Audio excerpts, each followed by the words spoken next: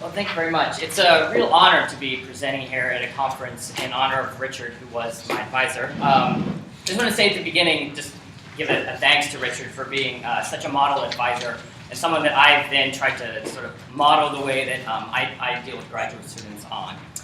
His open office door, just his sheer passion and love for all things medieval literature and history, and his joy in talking about that is really, really infectious. So Richard, thank you very much. And I'm also going to be actually, contrary to what Will said, I'll be talking a bit about Chaucer today. Quite a bit at the beginning, but I don't come at this as a Chaucerian. In fact, I said to myself, I will never work on Chaucer. But in my work on romance, I've come sort of at Chaucer through the back door.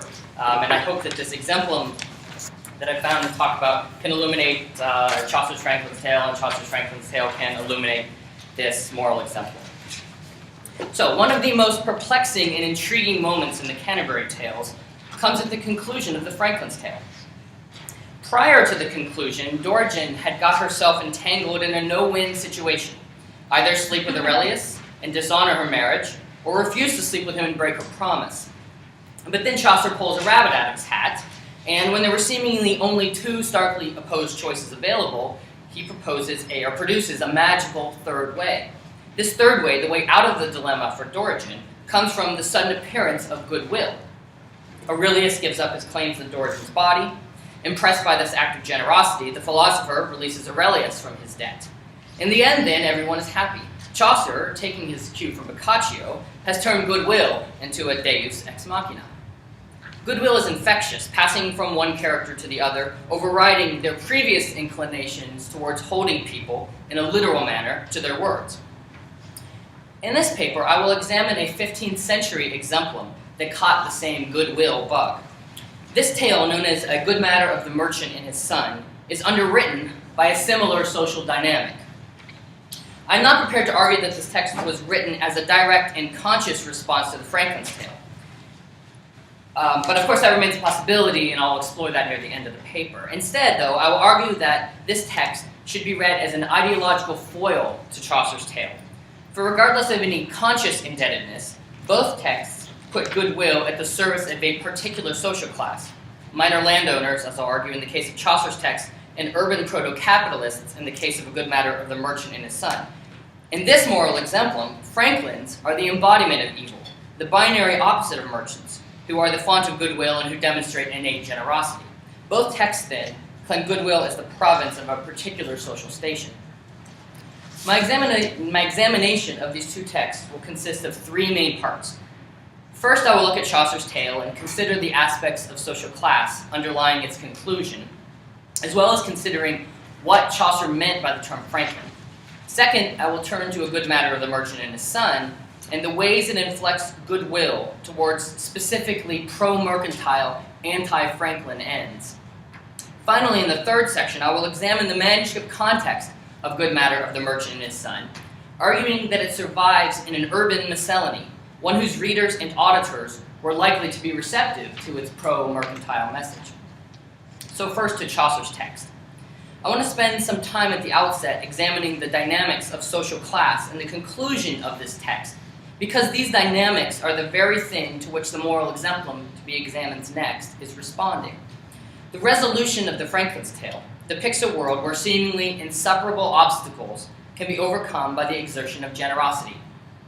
But in this tale, such generosity is not merely a general virtue available to any well-disposed human being. Rather, the characters, particularly Aurelius and the philosopher of Orleans, seek to claim generosity as the specific attribute of their social station. One can also see the Franklin as narrator seeking to claim gentility for men of his station. First, Aurelius. He insists in releasing Dorigen from her bonds, quote, "Thus can a squire do a gentil deed, as well as can a knichta with uchen dread." A squire can act as nobly as a knight. Of course, Dorigen's husband, Arviragus, was a knight, so the explicit terms of social demarcation signify. Aurelius, a squire, can don a gentil deed, as well as Arviragus, a knight. Of course, knights and esquires had long been titles of military service in England, but in the generation before Chaucer, the division of gentry, that is non-noble landholders, into knights as the holders of 40 pounds of land and esquires as the holders of 20 pounds of land had begun to come into focus.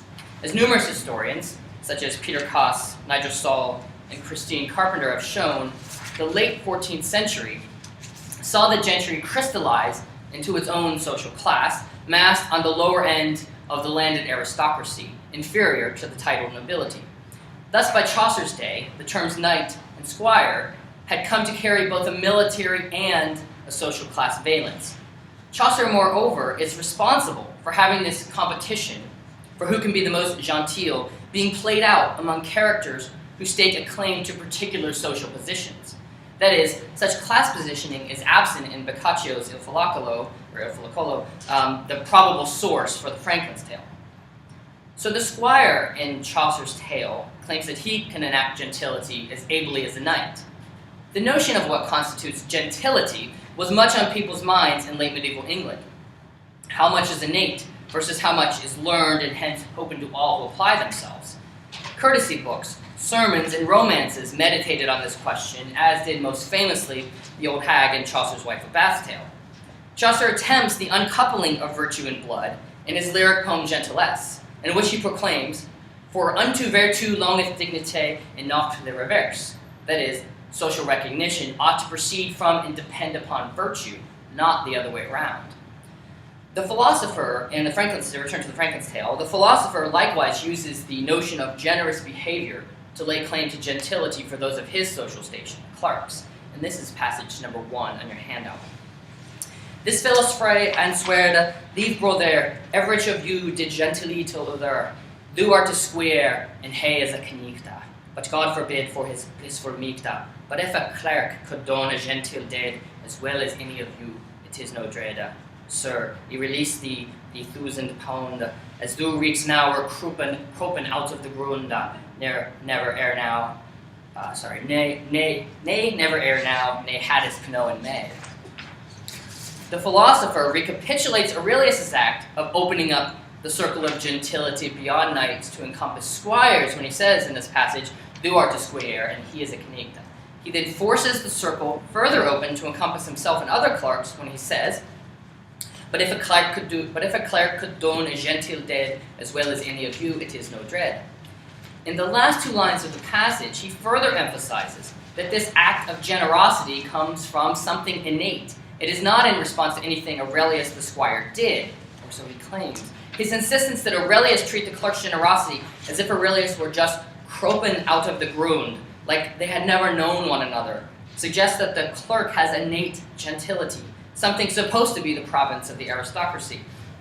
Thus, in the conclusion of the Franklin's Tale, we can see both Aurelius and the philosopher attempting to outperform each other in terms of generosity, each trying to secure for themselves the social capital that Arviragus, the knight, has from the beginning. But I also want to argue that the Franklin social identity gets caught up in this performance of gentility as well. So who were Franklins in late medieval England? It is a slightly imprecise and opaque social designator, and much ink has been spilt trying to pin down the status of Chaucer's Franklin. Franklins in medieval England existed in an ambiguous relationship to gentility. Born free, but lacking sufficient land and wealth to merit membership among the knights, esquires, and gentlemen of provincial society. As Nigel Saul puts it, quote, "Contemporaries would have had little difficulty in distinguishing the Franklins from their superiors, the knights," end quote. So they were akin to yeomen, perhaps even below yeomen by some accounts, on the outside of the gentry. They were rather part of what some call the village aristocracy. Chaucer's depiction of the Franklin in the general prologue certainly shows him to be part of the minor aristocracy above where actual Franklins of the time were located on the social ladder. And this is passage number 2 on your handout. At sessions there he was lord and sira, full oft team he was knicht of the shira, an unlast in a gypser all of silk, hing at his girdle, wheat as morn milk. A shirid had he been, and a contour, was nowhere switch a worthy vavasseur. In the first line, we learn here that the Franklin had been at sessions, that is, he had served as a justice of the peace. And in the second, that he had been elected to the House of Commons. We also learn that he had been a sheriff and a contour. This latter term may refer to him acting as an accountant for a superior landlord, though the term in Middle English also could denote a lawyer, one who argued in court. These are all positions held by those who populated the middle and upper echelons of the gentry, far above Franklin's, which led Rodney Hilton to conclude that Chaucer's depiction of the Franklin is rather misleading. Whatever Chaucer is up to with this slippage between his Franklin and actual Franklins of the time, and I assume he knew what he was doing, what matters for my argument is that Chaucer's Franklin exists at the fuzzy margins of gentility. So Chaucer's Franklin exists in perpetual marginality, denominated a Franklin, yet given all the characteristics of a landowning esquire or knight, the two highest strata among the landowning gentry. It is, then, significant that such a character tells a tale in which a squire and clerk each seek to claim their group's status as equal to the knight's. But the Franklin, as narrator, frustratingly never weighs in himself. Instead, he simply leaves his audience with a question: which was the most fray, as thinketh you? It seems to me that this is really a non-question, for there is no answer. Aurelius was fray when he released Origen from her contract. The philosopher was fray when he released Aurelius from his debt. Acting freely, that is, nobly or generously, is here shown as perpetually open to all of goodwill. Both the squire and the philosopher have a claim to being the most fray. But Chaucer's Franklin never gives us an answer to this question. Boccaccio did, of course. The Arviragus figure in his text is declared to be so, because he gave his wife freely. That's the greatest sacrifice, according to Boccaccio's version.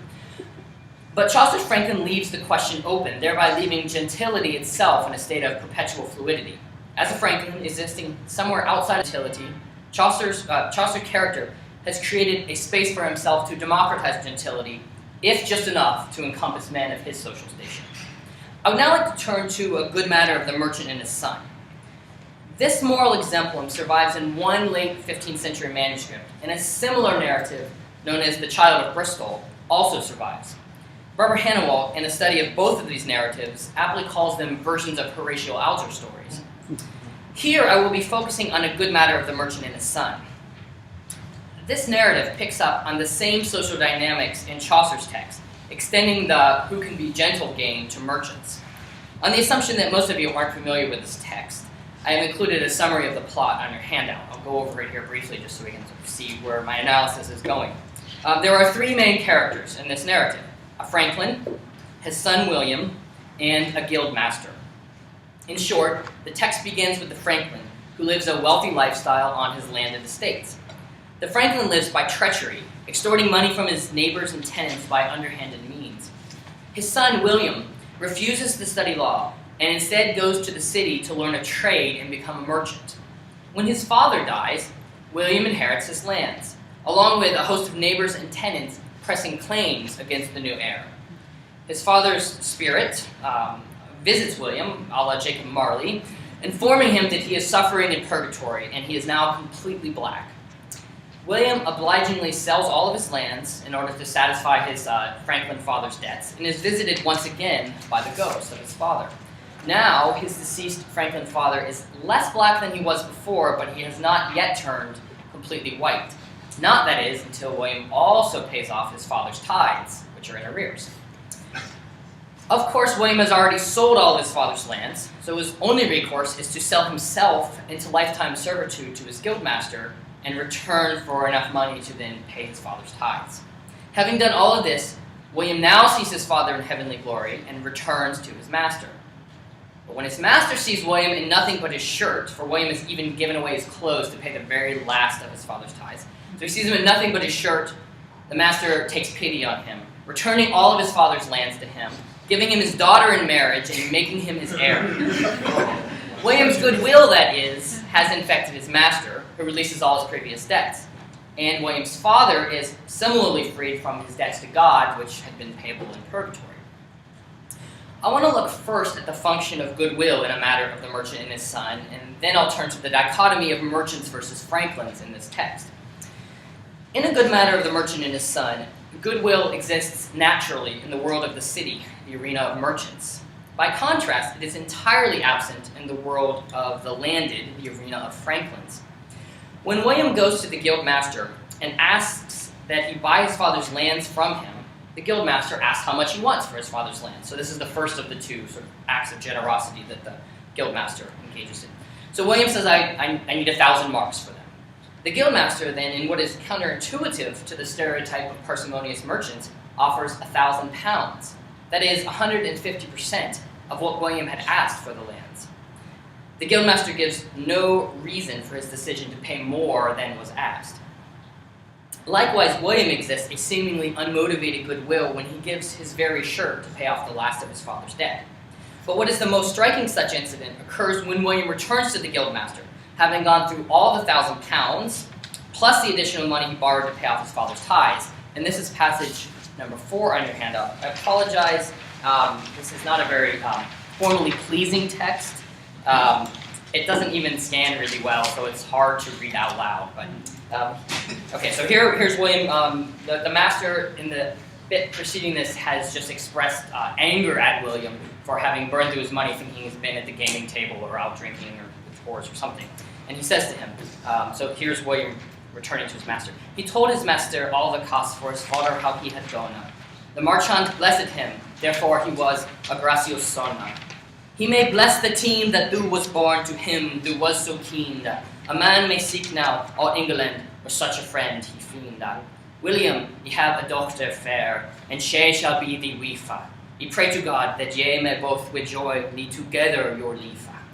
All thy fatherlands truly now give ye they again, and thou shalt have all mine also when I am dead certain. Now, note how the guildmaster turns instantaneously, inexplicably, from his anger towards William for what he takes to be the wasting of his money, which immediately precedes this passage, to his position of absolute praise for William, caused by nothing but William's telling him, quote, all the cost for his father, how he had done. He releases William from his previous contractual obligation of perpetual servitude, going so far as to offer his daughter and to return his father's lands to him. William's single act of goodwill motivates another act of goodwill, a sort of chain reaction that is certainly redolent of the ending of Chaucer's tale. It is significant that all this bonhomie circulates only in the mercantile world and is notably absent in the world of the Franklins. This text follows the cues of Chaucer's Franklin's Tale, where a representative of various stations each claims that genteel behavior belongs to him. This moral exemplum argues for merchants as vehicles of gentility, rejecting the word of the landed, for the economics of land possession are shown to be inherently fraught with conflict. Witness, for example, the Franklin's neighbor's emphatic refusals to serve as executor of his will, and this is passage number 4 on your handout. He called to him the gentlemen, the best, it's on the backside, the best in that country. He prayed them with all his heart, his executors for to obey. When they come in his presence, they said him shortly, nay, for they knew full well his lief, how he had lived many a day. Then he prayed other good yeomen and his neighbours also. They would his executors been, and they said shortly, no. For all the country knew full well and hit well understood that with false extortion he had gotten much of his goda. Here, we meet those occupying the outer margins of landed society. Neither the gentlemen, the lowest-ranking members of the aristocracy, nor the yeomen, those just outside the aristocracy, were willing to serve as the Franklin's executor. Contrasting it with the fraught nature of rural economics, the text valorizes the economic space of the city as the merchant to whom the Franklin's son is apprenticed willingly and generously offers to buy the Franklin's land from the son, as we saw. So whether the tale of a merchant and his son is directly indebted to Chaucer's Franklin's Tale, one cannot say for sure. But the very fact that this tale chooses to elevate mercantile gentility at the expense of Franklin's in particular is telling. Franklin's, after all, are extremely rare figures in Middle English literature. As Joe Mann bluntly puts it, quote, Franklins as a class do not figure in the state's literature, end quote. Langland, as always, a more reliable ethnographer than Chaucer, mentions them several times in Piers Plowman, but he never engages in much detail with this social category. For Langland, Franklins represented the margins of gentility, forming the minimum threshold for social rank from which clerks should be drawn, but he says no more about them. And Mum and the Soothsayer, an alliterative poem in the Piers Plowman tradition, does have a Franklin as a major character. He's the only character in this tale who's not morally bankrupt, the one who encourages the dreamer narrator to trust in his dreams and to write them down. But beyond these scattered references, I don't know of Franklins in the Middle English literary tradition. Of course, I'd welcome any references as well. Thus, it seems a distinct possibility that this exemplum was written with Chaucer's text in mind. This exemplum participates in the same social experiment, a contest over who can be claimed to be the most free based on their innate gentility. But whether or not this exemplum is written in explicit response, I believe it offers an ideological foil to Chaucer's tale. In his tale, Aurelius used his goodwill to open up a space for squires, while the clerk opened up a space for clerks. Likewise, the Franklin, as narrator, opened up a space for Franklins. A good matter of the merchant and his son seeks to cancel out those negotiations, to demonstrate that minor landowners are not free. Instead, for such forms of gentility, one must look to urban economic spaces. In the third and final section of this paper, I'll look very briefly at the manuscript context of this moral exemplum. And I have the facsimile here. Since I don't have any images, I thought at least some tactile experience, you can have a look at it. I have a paperclip on the opening folio of this exemplum, if you want to have a look. It's 59 recto is where it begins. So it's Cambridge University Library FF238, 2.38. This manuscript was created for an urban readership, one likely to be receptive to the exemplum's attempts to widen the circle of gentility.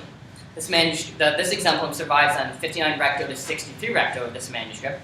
It's a manuscript well known for preserving numerous Middle English romances, 9 of them in fact, making it the second largest compendium of the genre behind only the Affleck manuscript. This manuscript was, I believe, produced for someone in the city of Leicester. A linguistic atlas of late medieval English locates the scribe's dialect to the immediate vicinity of this city.